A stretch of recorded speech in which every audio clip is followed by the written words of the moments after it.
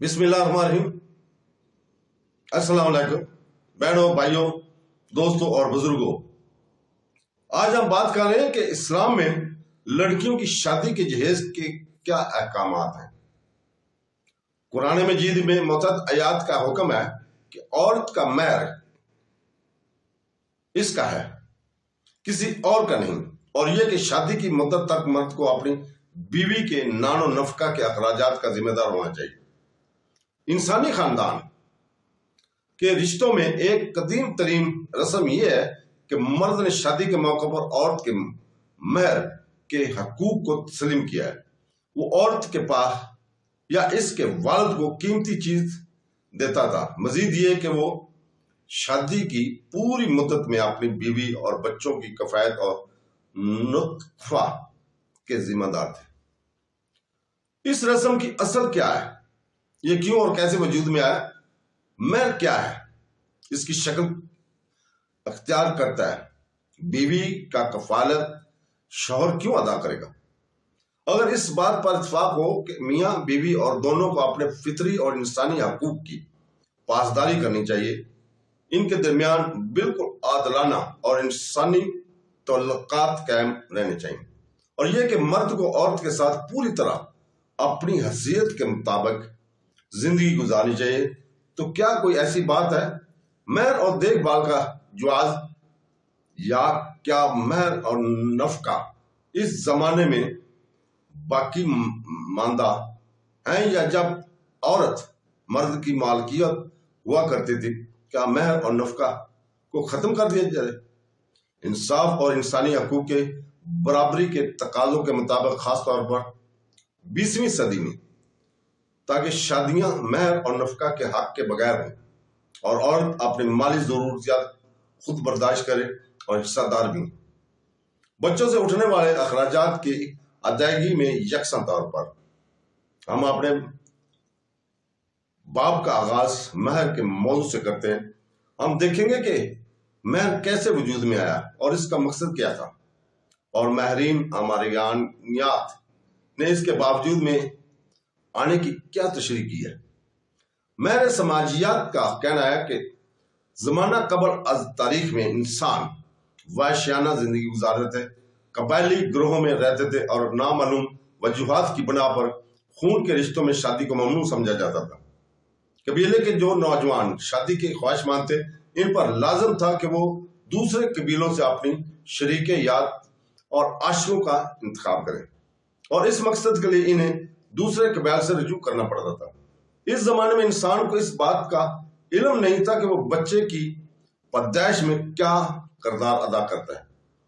دوسرے لفظوں میں وہ نہیں جانتا تھا کہ عورت کے ساتھ اس کا جمع بچے کی پیدائش میں کارگر ہے۔ وہ بچوں کو اپنی بیوی کی اولاد نہیں سمجھتے تھے، اس حقیقت کے باوجود کہ وہ بچوں میں سے اس کی خصوصیات کو دیکھ سکتا تھا۔ وہ اس مشابہت کی وجہ سے نہیں سمجھ سکتا تھا۔ چنانچہ مرد بچوں کو اپنے ساتھ ساتھ عورتوں کے بچے بھی سمجھتے تھے۔ نسب ماؤں کے حوالے سے بتایا گیا تھا کہ نہ کہ باپ کے حوالے سے۔ مرد کو بانجھ اور غیر پیداوار سمجھا جاتا تھا، اور شادی کے بعد وہ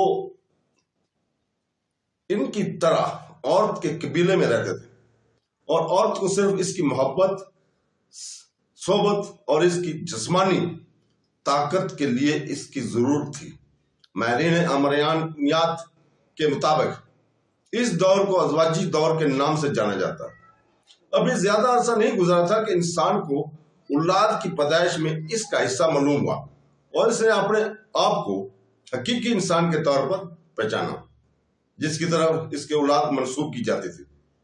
اس وقت سے اس نے عورت کو اپنے کنٹرول میں لے لیا اور خاندان کے سربراہ کا عہدہ لے لیا۔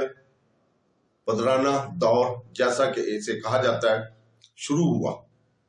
اس زمانے میں بھی خون کے رشتوں میں نکاح جائز نہیں سمجھا جاتا تھا، اور انسان پر فرض تھا کہ وہ کسی دوسرے قبیلے سے اپنی شریک یات جن کو اپنے قبیلے میں لے آئے۔ جیسا کہ ہمیشہ قبائل کے درمیان جھگڑے اور دشمنی کی فیض رہتی تھی، شریک یات کا انتخاب کرنا اغوا کے ذریعے تھا۔ دوسرے لفظوں میں ایک نوجوان نے دوسرے قبیلے کی اپنے پسند کی لڑکی کو اغوا کر دیا۔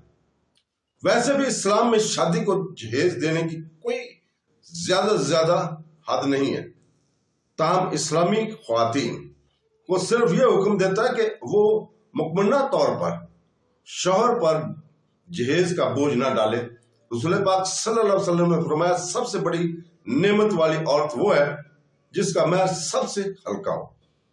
اگرچہ حضرت فاطمہ الزہرا کا جہیز معمولی تھا، لیکن رسول پاک صلی اللہ علیہ وسلم مسلمانوں کے لیے ایک مثال قائم کرنے کی خواہش کی وجہ سے اور دیگر مذمت وجوہات کی بنا پر حضرت فاطمہ الزہرا نے اپنی شادی کے لیے ایک شاندار تحفہ حاصل کرنے کے لیے اپنی عظمت اور اعلیٰ شان کو نظر انداز نہیں کیا۔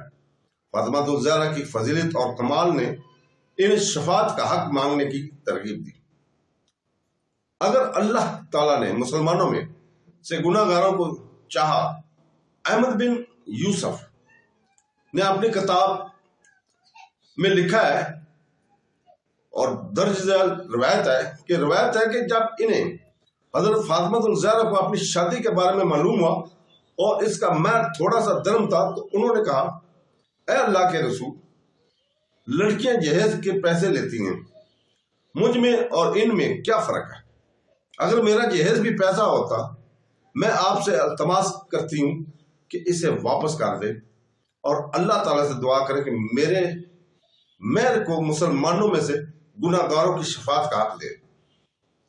قیامت کے دن اس کے بعد جبرائیل ایک لیبل کے ساتھ نازل ہوا جس پر درج ذیل بیان لکھا ہوا تھا، اللہ نے فاطمہ الزہرا کی جہیز کو مسلمانوں میں سے گناہ گاروں کی شفاعت کے لیے مقرر کیا ہے۔